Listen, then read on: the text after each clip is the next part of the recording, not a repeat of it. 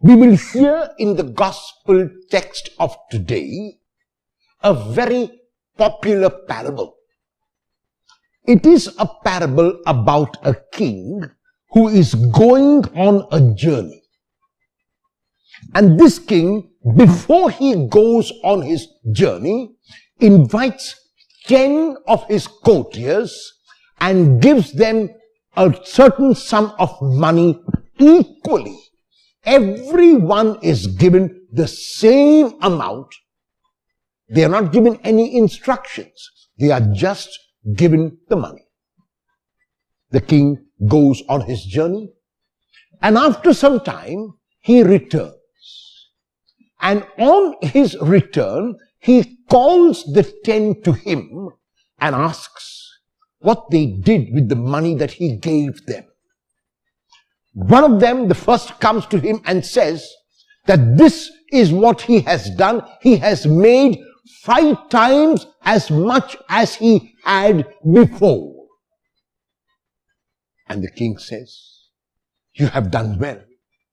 And because you have shown yourself worthy in small things, you will receive even greater responsibility. The second one comes forward and says that he has been able to make 2 more, or he has doubled the money which was given to him by the king. And the king is taken aback and he says, well done, you have done well. You will get even more responsibility because you have shown yourself faithful in small. We are only told about 3. The third one comes. And the third one says to the king, I have no regard for you.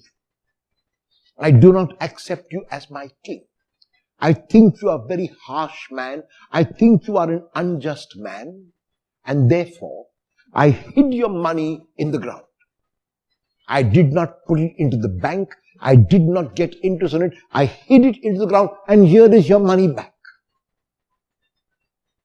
And the king responds, if this is your opinion of me, if you think I am harsh, if you think I am unjust, were you not harsh and unjust yourself when instead of putting my money in the bank where I would have received it today with interest, you have hidden it in the ground? Does it not show your own harshness and your own injustice? Is it not a reflection of your harshness and your unjust nature that you are projecting on me? And because you have done this, you cannot be given any more responsibility. You are stripped of all your responsibilities because you have not shown yourself faithful in small responsibilities. What does the parable mean for us? It means 2 important things. And the first is this, that every one of us has been given by God a variety of talents and gifts. And sometimes we wonder, are we given any talents or gifts? What are the talents and gifts that I have been given? And I say to you, whenever you wonder, go to an hospital, any hospital or a nursing home or a care home, and look at the number of people there suffering from one ailment or another.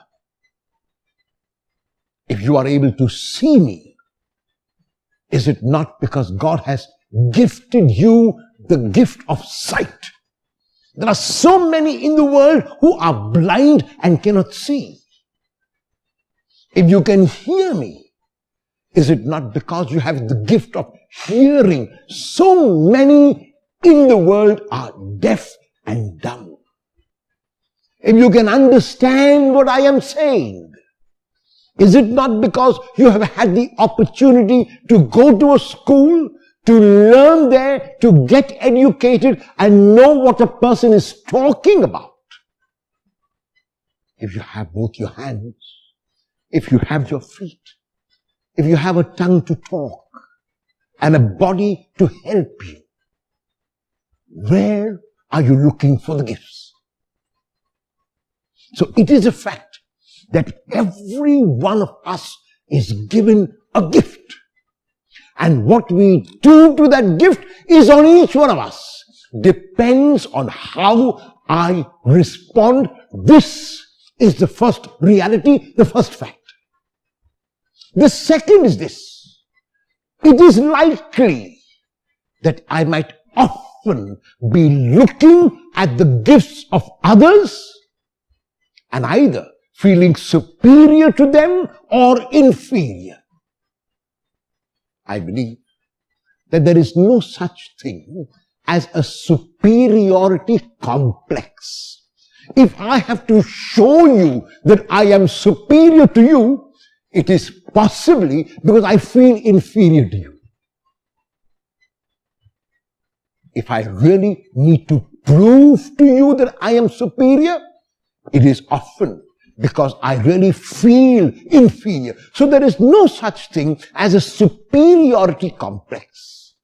But there can be something where I feel inferior, where I look at others and I envy them for the numerous talents and gifts they have, without making an introspection and looking into my own heart and my own self. Comparisons are odious. Comparisons do not help at all. Comparisons only harm. In the case of the third courtier, he compared himself with the others, and he felt bad and therefore was not able to respond. I, on my part, will be grateful to God, not only for the gifts God has given me, but also for the gifts God has given others without any envy on my part. And I will use all that God has given me for my good, yes. For the good of others, yes. And for God's glory. Will you use everything God has given you for your own good, for the good of others, and for God's glory today?